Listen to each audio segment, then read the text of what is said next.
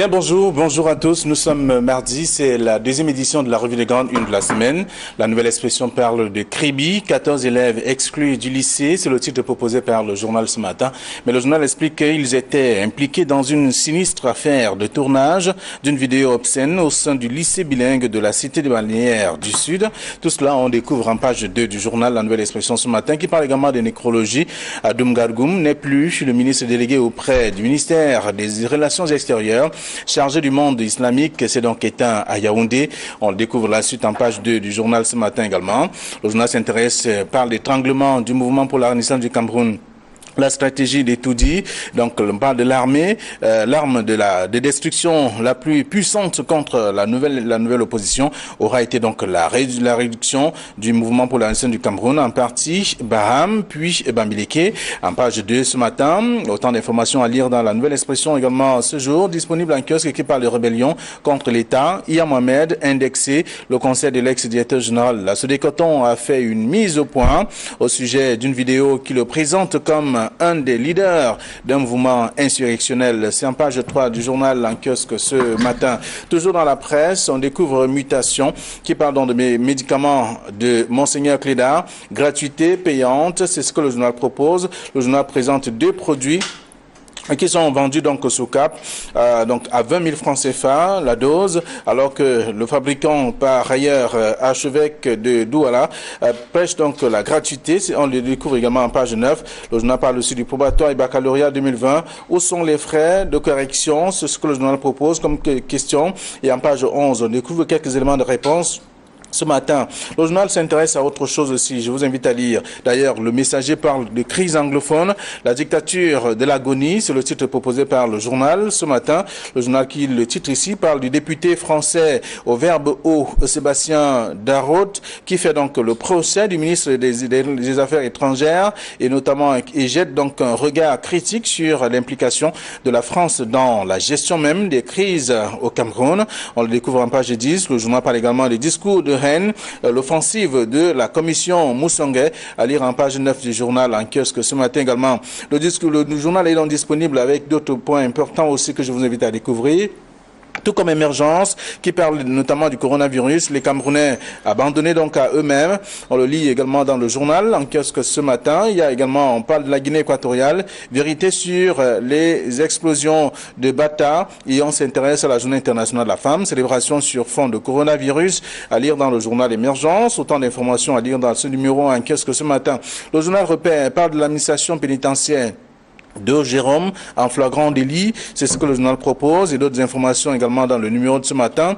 Journal Kalara qui parle également du blocage. Le TCS donc ignore les ordres de Ferdinand Gongor au profit de Basile Atanganakuna. C'est ce que le journal propose ce matin. Le journal fait savoir que la demande de levée des scellés sur les comptes de l'ancien ministre suspendu jusqu'à la fin du procès.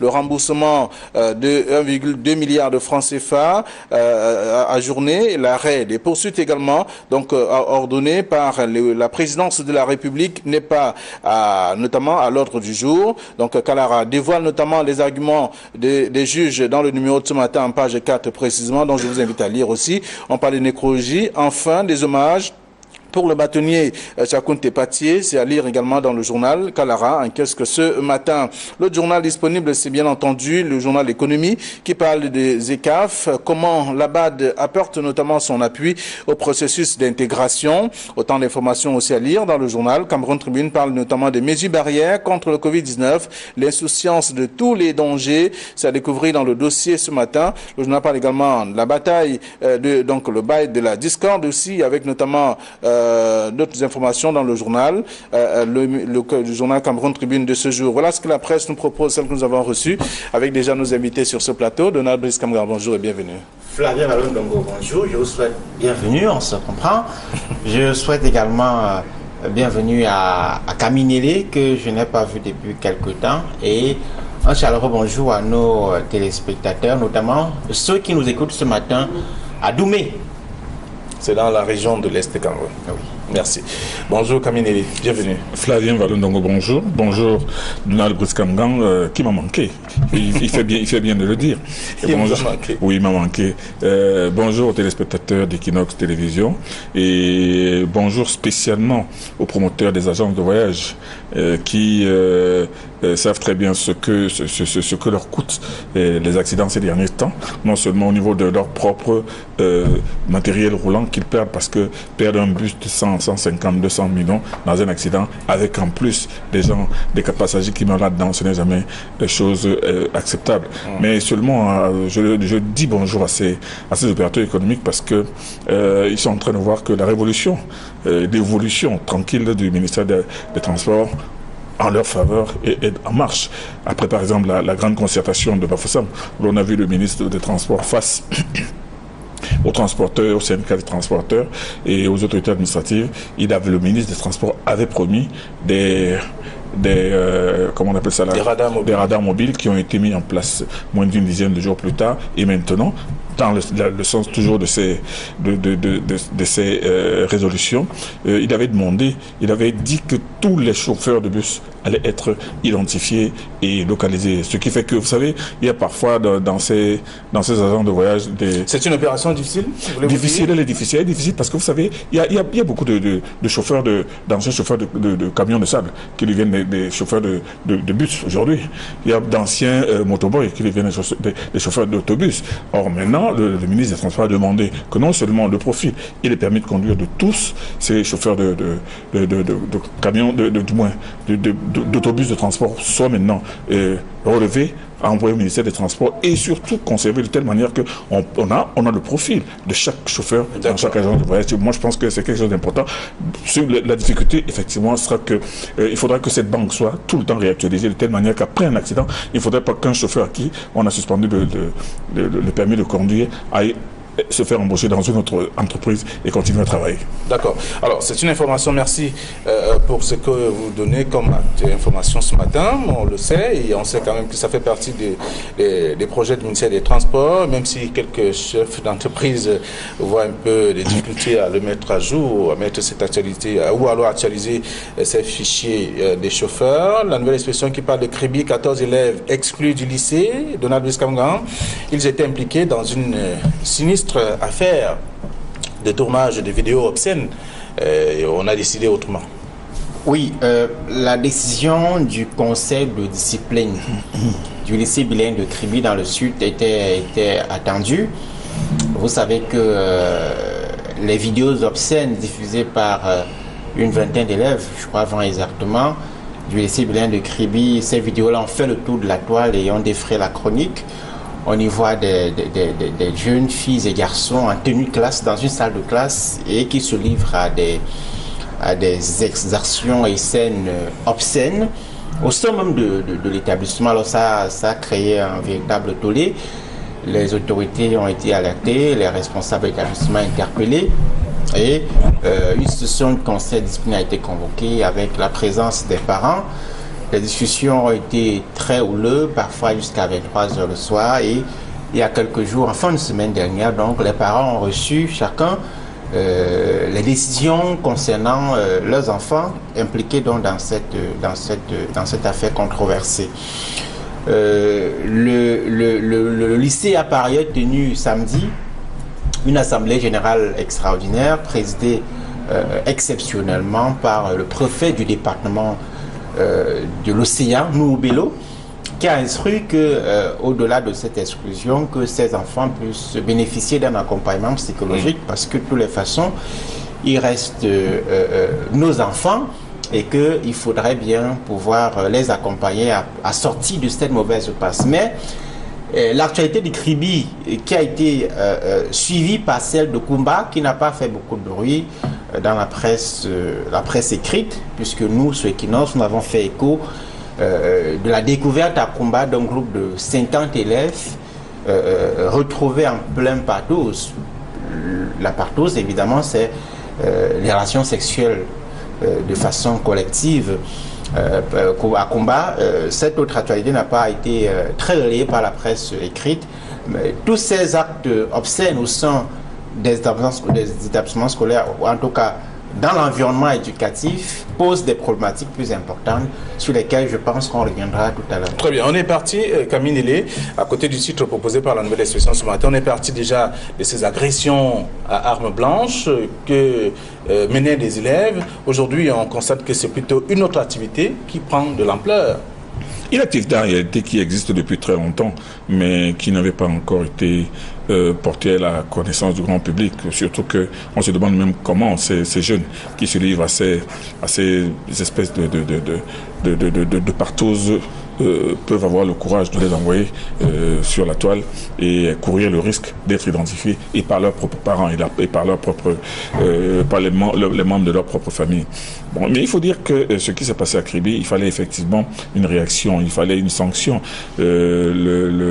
Le conseil de discipline et la direction du lycée ont siégé, ils ont pris un certain nombre de mesures, mais moi je pense que ces mesures sont assez discutables, parce que l'exclusion de ces élèves ne règle pas complètement le problème. Il est vrai que c'est une mesure extrême, il est vrai que ces élèves ont posé un acte extrême qui mérite effectivement l'exclusion, mais les exclure, c'est sanctionner en même temps aussi leurs propres parents, c'est sanctionner leur année scolaire, et c'est pour cela que, par exemple, sur proposition du préfet, cette autre mesure qui consiste à assurer un suivi psychologique des élèves. Je ne sais pas ce qu'il a mis dans le suivi psychologique. Vont-ils continuer à recevoir des cours par correspondance ou par le net ou par on ne sait trop comment. Mais c'est une mesure intermédiaire qui, en réalité, bon, a peut-être sanctionné l'acte assez grave que ces élèves ont posé, mais qui ne règle pas le problème. Moi, je pense que les établissements scolaires et autant de Kribi, de Bamenda et partout ailleurs au Cameroun devraient être davantage surveillés. Ces surveillants qui sont là devraient normalement faire le tour de toutes les salles à toute heure, de jour comme de nuit, pour s'assurer que à l'intérieur de ce lycée, de ce collège, il ne se passe pas des choses anormales. Moi, je pense qu'il faudrait d'abord commencer par là, être assuré qu'il y a une sécurité et surtout il y a un œil qui regarde partout. Moi, je pense que c'est la première chose. La deuxième chose maintenant, exclure ces élèves. Oui, mais. Voilà. Alors, Donald Buscamga, on pense quand même que si tout cela peut arriver aujourd'hui, c'est parce qu'il y a la morale qui a disparu. C'était un cours également que l'on apprenait, l'on enseignait aux apprenants dès le primaire. Oui, c'était déjà bien à l'époque d'enseigner la morale, mais vous pouvez tenir tous les discours sur la morale que vous souhaitez, mais si nous évoluons dans un environnement où la morale, où la pratique, l'exercice quotidien, la morale n'est pas la référence, n'est pas quelque chose de célébrer, d'exalter et de souhaiter, cela sera un discours totalement vaseux et qui ne servira à rien du tout. Ce qui se passe dans nos établissements nous rappelle que nous avons échoué dans la politique éducative. S'il y a une politique éducative chez nous, Camille parlait tout à l'heure de la disponibilité des enseignants, de la faillite des enseignants. Au-delà de la faillite des enseignants, je rappelle que Kribi, le lycée bilingue de Kribi a environ 5000 élèves. Ça demande la ressource humaine en termes de surveillants généraux, de surveillants de secteur. On entend rarement parler dans les établissements scolaires en termes d'enseignants. Et je rappelle qu'aujourd'hui, la plupart des surveillants généraux ont des heures de cours qui ne leur permettent pas d'assurer le suivi quotidien qui est attendu d'eux, des apprenants. Donc il y a une question de ressources. J'ai essayé de regarder quel est le budget qui est affecté au ministère en charge de l'éducation, qu'on a segmenté en 3, enseignement supérieur, enseignement secondaire et éducation de base. On est à 570 milliards de francs CFA pour l'année 2021 qui a commencé. C'est extrêmement minable. Ces établissements ont souvent évolué dans quel environnement? Évoluent dans l'environnement social qui est imbibé par la consommation des stupéfiants, les grands bandits qui peuvent, dans certains cas où il n'y a pas de clôture, ou même lorsqu'il y en a, peuvent être influencés. L'environnement intérieur de l'établissement peut être influencé par les grands bandits, les fumeurs de chambre qui sont tout autour et dont influencent ceux qui sont au sein de l'établissement. Mais aussi une mutation aujourd'hui de la délinquance juvénile avec la présence des médias classiques et médias sociaux notamment. Il y a 10-30 ans en arrière qu'il n'y aurait pas eu ce buzz qu'il y a eu autour de cette vidéo, parce qu'il n'y avait pas de téléphone Android. Aujourd'hui, tout le monde en a accès. Et c'est grave ici parce que ça s'est déroulé dans l'enceinte même. Et dans une salle de classe, il y a 1 heure de pause. Donc, alors, vous voulez nous rappeler que ça existe, ce sont des pratiques qui existent? Oui. Qui n'ont pas connu cet écho parce qu'il n'y avait pas encore les réseaux sociaux et autres. Oui, et qu'il faudra adresser. C'est une mutation de la délinquance juvénile qui vient s'ajouter à d'autres défis auxquels nous faisons face. Notre éducation aujourd'hui est complètement à lambeaux, avec une désacralisation de l'éducation, en commençant par l'enseignant qui est un acteur clé dans l'encadrement des élèves dont nous parlons ce matin. Regardez comment est-ce qu'on entre à l'école normale, c'est le marchandage. Regardez comment est-ce qu'on clochardise les enseignants. La plupart qui sont dans le public sont obligés de se rabattre souvent sur le privé pour pouvoir joindre les deux bouts à la fin du mois. Tout cela est compliqué. Est-ce qu'il y a une politique éducative? Depuis 2012, le gouvernement a promis un forum national pour adresser l'ensemble de ces problématiques, entre autres le bien-être de l'enseignant, le statut de l'enseignant. Tout cela sont des questions qui doivent être adressées de façon intelligente pour pouvoir donner la vision d'école que nous voulons. Quel type de citoyen, d'élèves est-ce que nous voulons former? Toutes ces questions ne me semblent pas avoir une réponse claire dans la façon dont les pouvoirs publics adressent les questions éducatives. Les enseignants, Donald parle des enseignants qui sont en partie responsables, vous pour la plus grande partie responsables, et ils diront à leur tour que ce sont des parents. Non, c'est ce que je voulais dire. Je voulais dire que c'est facile de trouver comme bouc initial les enseignants, mais en fait, la mentalité la mentalité des élèves, ça commence d'abord par la maison. Les parents, l'éducation que les parents donnent à leurs enfants, le respect d'un certain nombre de règles vraiment carré, bien compassé, qu'on donne à l'enfant. On ne fait pas ci, on ne fait pas ça, on ne fait pas ça. Les parents doivent surveiller les fréquentations de leurs enfants. Les parents doivent s'assurer qu'à 17h, leur enfant est à la maison. Les parents doivent s'assurer que leurs enfants ne s'habillent pas n'importe comment. Comment voulez-vous qu'un père de famille laisse son enfant avec des cheveux tressés, il laisse sa fille avec des pantalons troués, il laisse son garçon avec des coiffures bizarres, et ça lui dit rien.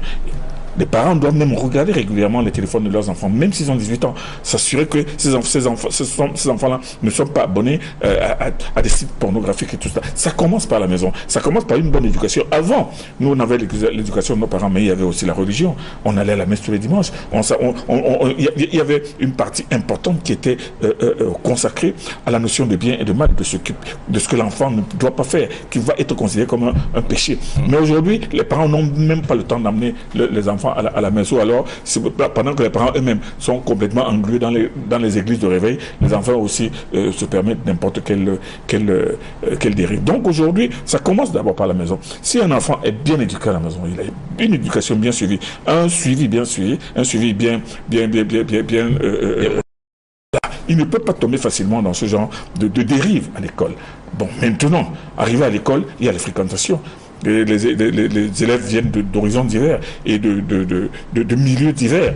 Bon, cet enfant peut facilement être contaminé, mais s'il est bien suivi par ses parents, je pense qu'il y a d'abord la plus grande responsabilité commence par la maison, l'école ensuite. D'accord. Alors donc le titre de la nouvelle expression ce matin, on est revenu sur ce fait, parlant donc de Kribi avec 14 élèves exclus du lycée. Ce sont des élèves qui avaient déjà été présentés en tout cas lors d'un reportage, et surtout que c'est passé sur les différentes antennes aussi. On parle également dans la nouvelle expression ce matin de cet étranglement du mouvement pour la Renaissance du Cameroun, Donald Kamgan. La stratégie des Toudi, l'arme de destruction la plus puissante, en tout cas, contre la nouvelle opposition qui aura été donc la réduction du mouvement pour la Renaissance du Cameroun en partie, Baham, puis Bamileke. Depuis la présidentielle de 2018, on a observé une montée en puissance du discours à caractère tribal dans l'espace public. Et cela a été davantage accentué lorsque les contestations du mouvement pour la Renaissance du Cameroun et son leader Maurice Kamto ont commencé. On a observé cela depuis la campagne électorale, et puis ensuite après la proclamation des résultats, et jusqu'aujourd'hui ce discours de haine, et notamment de haine tribale, est presque incrusté dans le discours et les prises de position publique. Nous sommes dans un environnement où notre unité nationale n'est pas encore consolidée, est encore fragile du fait de la jeunesse de nos États, mais aussi du fait d'un certain nombre de calculs politiciens, et c'est de ça que la nouvelle expression parle ce matin.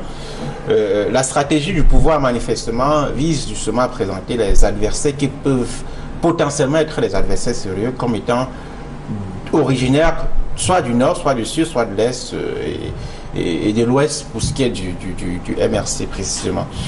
Je voudrais rappeler que sur la question du tribalisme, j'ai une conception qui est que lorsque l'État décide d'adresser sérieusement une question, elle trouve des solutions. Sur la question de la haine, notamment de la haine tribale en politique, justement, les gens oublient souvent que nous avons adopté il y a quelques années, je crois en 2017 ou 2019, je crois, une loi contre le tribalisme.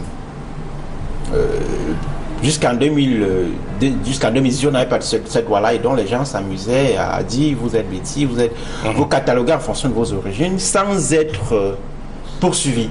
Alors depuis 2 ans, on a une loi contre le tribalisme, mais il ne me semble pas qu'un citoyen a été inquiété pour avoir soit injurié quelqu'un sur la base de son origine tribale ou ethnique sur la toile, alors qu'on voit ces actes-là presque chaque heure, notamment sur Facebook. Eh bien, on voit très bien que ces querelles à caractère ethnique et tribal servent les intérêts d'un certain nombre d'acteurs politiques qui s'en servent, et jusqu'au jour où on comprendra que la conservation de ce socle national, de cette unité nationale que nous appelons tous nos voeux, au-delà des discours politiciens, est quelque chose de fondamental de la loi. Alors, Flavien Valenongo, je rebondis pour dire que c'est certainement dans le sens de cette lutte contre la haine tribale et la haine que la commission du bilinguisme et du multiculturalisme est en train de se déployer pour lutter contre le discours de haine dans les réseaux sociaux. Parce que ce que Donald Brice-Kamga n'ignore pas, c'est qu'il y a tellement de haine, tellement de mauvaises paroles et tellement de violence dans les réseaux sociaux qu'il faudra bien qu'on commence à sévir. Mais seulement, quand vous allez sévir, on va arrêter quelqu'un pour avoir tenu des propos injurieux. C'est les journalistes eux-mêmes qui vont commencer à dire qu'on entrave sa liberté d'expression. Il a le droit de dire ce qu'il veut. Il a parlé. Non, je dis que ça va justement être une excuse, parce que quand on va épingler quelqu'un pour des propos extrêmement graves, extrêmement durs, extrêmement tribaux, extrêmement violents, extrêmement haineux qu'il a proféré dans les réseaux sociaux, quand on va le poursuivre ou quand on va le condamner, c'est les journalistes eux-mêmes qui vont commencer à dire que c'est fait d'entrave. Parce que moi je pense que le défi d'aujourd'hui, c'est un défi extrêmement important. Le défi justement de liquéfier cette vague de violence verbale et de haine qui trouve le meilleur terreau sur les réseaux sociaux. Et moi, je pense que les journalistes eux-mêmes devraient l'implémenter et l'accompagner beaucoup plus que la commission du bilinguisme qui a commencé par une assemblée la semaine dernière. Maintenant, ils vont certainement se jeter dans l'eau pour savoir maintenant comment détecter ces gens qui s'illustrent pas des propos haineux, et maintenant comment réprimer, mais seulement la répression elle-même. J'aimerais bien voir jusqu'où elle pourra aller. L'État est le garant de la survie de la société. L'État doit montrer l'exemple. Et l'exemple dans ce cas justement, me semble-t-il, ne vient pas de l'État. Vous avez suivi les propos d'un haut responsable qui est encore en fonction, qui a tenu des propos extrêmement graves sur une tribu, sur notre média, le média public que tous les Camerounais, pour lequel tous les Camerounais contribuent, et qui aujourd'hui est en fonction. Le porte-parole du gouvernement à l'époque avait pondu une sortie publique sans évoquer la question, se contentant de s'excuser auprès de l'État d'Israël qui l'avait incriminé. Ce sont des signes, parmi tant d'autres, qui montrent très bien qu'il y a des dividendes politiques qui sont tirés par la conservation et la préservation de ces discours et même la perpétuation de ces discours à caractère tribal. Alors, le sujet que vous évoquez, en tout cas, se trouve dans la nouvelle expression ce matin, par l'étranglement du mouvement pour la naissance du Cameroun, également avec la stratégie d'Etoudi, et aussi le quotidien Le Messager qui a évoqué et qui parle de discours de haine avec l'offensive de la commission Moussongué, que l'on critique d'être un peu endormi depuis quelque temps. Et là, on peut lire la suite aussi dans le journal ce matin. Alors, le journal Le Messager parle de la dictature de l'agonie, parlant de la crise anglophone. C'est un autre sujet proposé par le journal ce matin. Oui, Sébastien Nadeau, qui est un député français connu pour ses sa verve et son verbe a fait une nouvelle sortie qui est relayée ce matin par nos confrères de Le Messager. Il interpelle le ministre français des Affaires étrangères sur l'indolence de la France sur les crises multiples au Cameroun et notamment la crise dans les régions du Nord-Ouest et du Sud-Ouest. Vous savez que l'une des raisons pour lesquelles cette crise n'a pas le retentissement international, en tout cas au plan diplomatique, qui est attendu, c'est que un certain nombre de partenaires historiques du Cameroun, notamment la France, soutiennent la démarche des autorités camerounaises, même si dans les couloirs il y a des pressions ça et là. Mais un pays comme la France reste l'un des derniers parapluies diplomatiques du Cameroun dans sa démarche actuelle de résolution de cette crise, une démarche qui a montré ses limites et qui appelle forcément des actions, des initiatives nouvelles. Sébastien Nadeau a jugé bon de remonter une fois de plus, ce n'est pas la première fois que ce député français le fait, de remonter une fois de plus au créneau pour interpeller la responsabilité de la France dans ce drame qui couvre sur nos yeux dans le Nord-Ouest et le Sud-Ouest. Camille. Sébastien Nadeau, c'est quelqu'un qui est réputé pour avoir le verbe haut, qui dit ce qu'il pense, même si ce n'est pas parce qu'on dit ce qu'on pense qu'on a raison. Mais moi, je pose une question. Une première question, une question simple.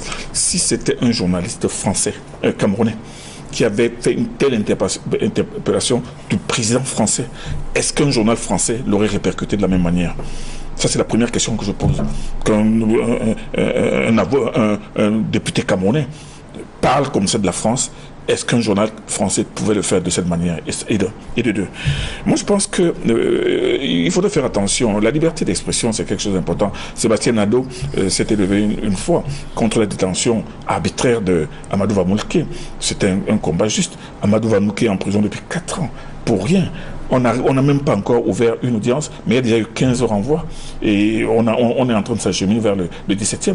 Mais quand il a fait parce qu'effectivement, il y avait tellement eu de bruit jusqu'au niveau les plus hauts de la presse française, où Amadou Vamouké est connu pour sa probité et ses hautes qualités professionnelles. Mais quand M. Nadeau parle des problèmes de la guerre du Sud-Ouest et du Nord-Ouest et qu'il qualifie de l'agonie, de la dictature de l'agonie, c'est tout simplement une véritable injure aux institutions camerounaises. Et moi, je pense qu'il faudrait aussi que les gens fassent attention dans l'exploitation de ce genre de titres qui, en réalité, donne une vision réductrice et des autorités camerounaises et du gouvernement camerounais et de ses actions, et surtout qui ne tiennent pas compte de la réalité de ce terrain, la réalité de cette guerre. Que personne ne rêve, que personne ne pense qu'on peut régler ce problème de la crise anglophone parce que M. Macron va descendre ici, il va dire, bon, écoutez, essayez, vous faites ceci, vous faites cela. M. Macron ne peut pas, n'a pas le pouvoir, n'a pas suffisamment d'envergure. Et ce n'est pas la France coloniale qui peut venir régler le problème de la crise anglophone aujourd'hui. La crise anglophone a des paramètres d'abord du terrain qui sont extrêmement complexes, qui font qu'aujourd'hui, ce sont beaucoup plus de bandes armées, de criminels qui tuent les populations, qui kidnappent les enfants, et exigent des rançons, que des gens qui se seraient engagés dans une démarche sécessionniste. Elle est devenue extrêmement complexe aujourd'hui. Et un député ne peut pas se permettre, du haut de derrière son petit doigt, de qualifier tout un régime et d'estimer que c'est parce que c'est une insulte. Et moi, je dis que faisons attention. Il a le droit de dire ce qu'il pense. C'est important. Le problème de la crise anglophone concerne même d'abord plus le gouvernement camerounais que les autres, parce que vous voyez que malgré la crise du Sud-Ouest, malgré la crise de Boko Haram, malgré la crise de la frontière centrafricaine, l'État du Cameroun est même en train de gérer le retour des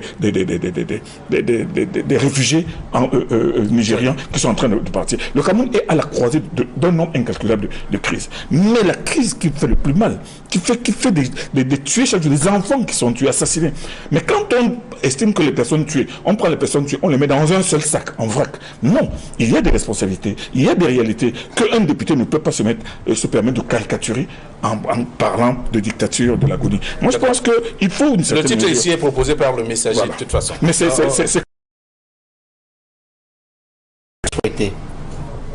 J'aurais vraiment souhaité que cette crise de colère-là vienne d'un député camerounais. Vous m'écoutez? J'aurais souhaité que cette crise de colère vienne d'un député camerounais. Je vous rappelle que la crise anglophone dont nous parlons date de 2016. Entre 2016 et 2021, il y a eu au moins 4 à 5 sessions parlementaires. Nous sommes le 9 mars aujourd'hui. Dans quelques jours, il y aura une autre rentrée parlementaire. Cette crise anglophone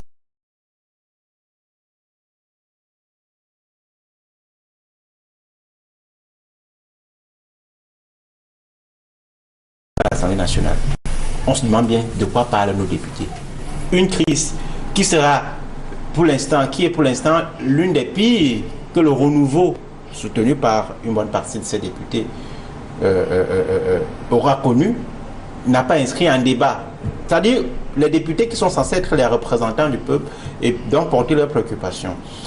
J'ai été surpris, j'espère Camille a aussi été, qu'un certain nombre de justement de ces députés-là écrivent au président américain pour lui demander bien de rapatrier des compatriotes, pour certains réfugiés aux États-Unis en raison de cette tension dans le nord de Sud. Il n'y a pas meilleure irresponsabilité que celle-là de la part des députés justement. Les paravents patriotiques et chauvinistes qu'on évoque souvent, solution camerouno-camerounaise, on voit bien que tout cela c'est de la littérature et qu'en face il y a des enjeux politiques, économiques que les uns et les autres tentent de préserver. La guerre donne beaucoup d'argent en termes d'armes, de munitions, ainsi de suite. Les uns et les autres, manifestement, n'ont pas intérêt à ce que la guerre s'achève. Pendant qu'on fait la littérature sur les plateaux de télévision, tous les jours, les gens meurent. Et la solution, ce sera justement de montrer qu'on est patriote en adressant les problèmes à la racine. Et les racines de ces problèmes sont connues. Le messager de ce matin qui réchauffe en tout cas, puisqu'on sait quand même que c'est une actualité qui date de quelques jours, la crise anglophone avec la dictature de l'agonie, c'est le titre proposé par le journal. Je vous invite à l'article en page 13 de ce numéro en kiosque ce matin. On parle de rébellion contre l'État avec Iya Mohamed, indexé. C'est la nouvelle expression qui le dit. Le conseil de l'ex-directeur général de la Caisse des Cotons a fait donc une mise au point au sujet d'une vidéo qui le présente comme un des leaders d'un mouvement insurrectionnel.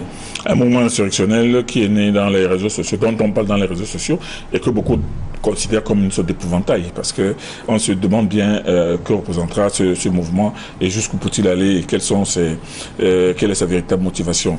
Et on voit que ce matin que le conseil de M. Iya Mohamed fait bien de mettre les points sur les i et de dire que M.